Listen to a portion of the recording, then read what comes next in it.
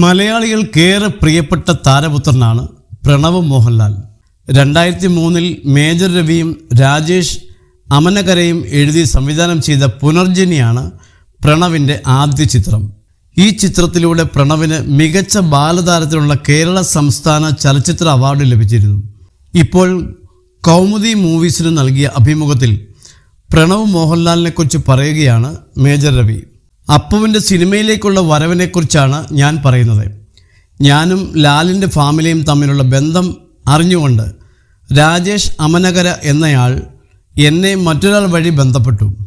ഒരു കഥയുമായി അയാൾ മദ്രാസിലേക്ക് വന്നു.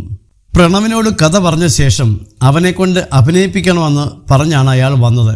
ഞാൻ ഈ കഥ കേട്ടതിന് ശേഷം ലാലിനെ വിളിച്ച് കാര്യം പറഞ്ഞു. സുജിയെ വിളിച്ച് പറഞ്ഞ് വീട്ടിൽ പോയി കഥ പറയാനായിരുന്നു ലാൽ പറഞ്ഞത്. ലാൽ അന്ന് മദ്രാസിൽ തന്നെ ഷൂട്ടിങ്ങിൻ്റെ തിരക്കിലാണ്. അങ്ങനെ ഞാൻ നേരെ വീട്ടിൽ പോയപ്പോൾ സുജി പറഞ്ഞത് അവൻ അഭിനയിക്കുമോ ഇല്ലയോ എന്ന് എനിക്കറിയില്ല എന്നായിരുന്നു. 10 ദിവസത്തെ ഷൂട്ടല്ലേ ഉള്ളൂ, ഒന്ന് കഥ കേൾക്കണമെന്ന് ഞാൻ പറഞ്ഞു. അങ്ങനെ ഞാനാണ് ആ കഥ അവരോട് പറയുന്നത്.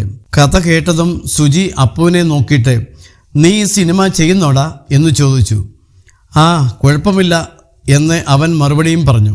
പ്രണവ് അന്ന് 7-ലോ 6-ലോ പഠിക്കുകയാണ്. എൻ്റെ മകൻ്റെ പ്രായമാണ് അവനും.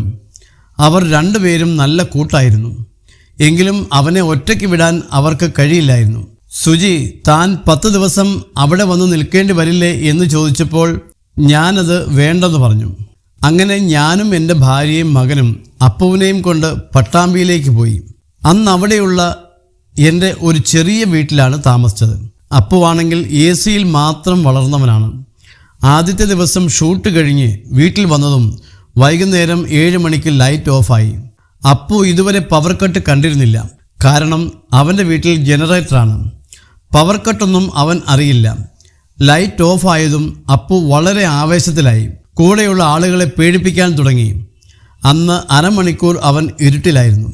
അടുത്ത ദിവസം ഇതേ സമയത്ത് അവൻ്റെ കയ്യിൽ ടോർച്ച് കൊടുത്തിട്ടും അവൻ അതൊന്നും വേണ്ടായിരുന്നു. ആദ്യമായിട്ടായിരുന്നു ഒരു കുട്ടി പവർ കട്ട് കണ്ടിട്ട് ഇത്രയും സന്തോഷിക്കുന്നത് എന്ന് മേജർ രവി പറഞ്ഞു.